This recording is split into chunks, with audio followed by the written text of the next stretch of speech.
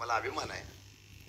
एवढा पैसा, एवढा राजकारण, एवढा दबाव येऊन सुद्धा तुम्ही प्रामाणिक राहिलाय. हीच माझी पुंजी आहे, हीच पवारसाहेबांची पुंजी आहे. 30-40 दिवस राहिलेले आहे. आणि कोण बोलतो मेडिकलचा भंगार चोर? नवी फंड आहे. दिल्लीतली मंडळी मुंबई आणि महाराष्ट्रावर का डोळा ठेवतायत? कारण महाराष्ट्र त्यांना लुटायचा आहे. दिल्लीवाले पण लुटतायत आणि सध्याचे महायुतीतले राज्यकर्ते पण लुटतायत. कोट्यवधी रुपयाची कामं, एक्सलेन्शन अमाऊंट. पैसा कोणाचा? पैसा हा सर्वसामान्य जनतेचा पैसा काढला जातो. आणि आमच्याकडे ट्रिमिक्स रस्ता, कधी सिमेंटचा रस्ता आम्ही ऐकत होतो, आता बाळासाहेब पाटील आमच्याकडे ट्रिमिक्स रस्ता.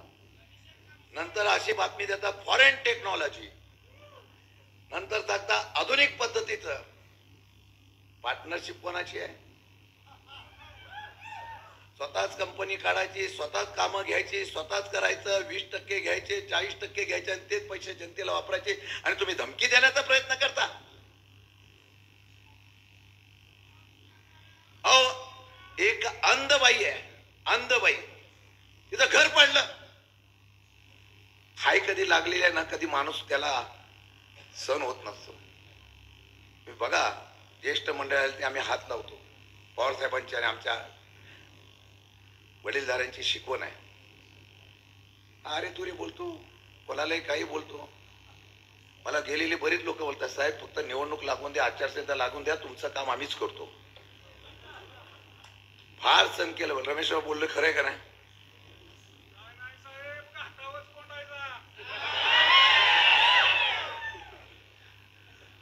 त्याचं तोंड आता ब्राझीललाच पाठवायचं मला. आणि बोलतो भूमिपुत्र साहेब. आता भूमिपुत्राची व्याख्या मला आता करायची. आता खेडमध्ये, पुशेगाव मध्ये, बऱ्याच ठिकाणी, संभाजीनगर, बऱ्याच ठिकाणी जिल्ह्यातला माणूस तालुक्यात येतो, शिक्षणासाठी येतो, ह्याला येतो, त्याला येतो. मग तो भूमिपुत्र झाला का परगायतला झाला? मग तो मत का मागायला जातो? त्याला या लोकांनी भूमिपुत्र म्हणून बोलतो, त्यांनी मत देऊ नये, करायचा. फार त्रास झालाय. मी घाबरत नाही कशाला.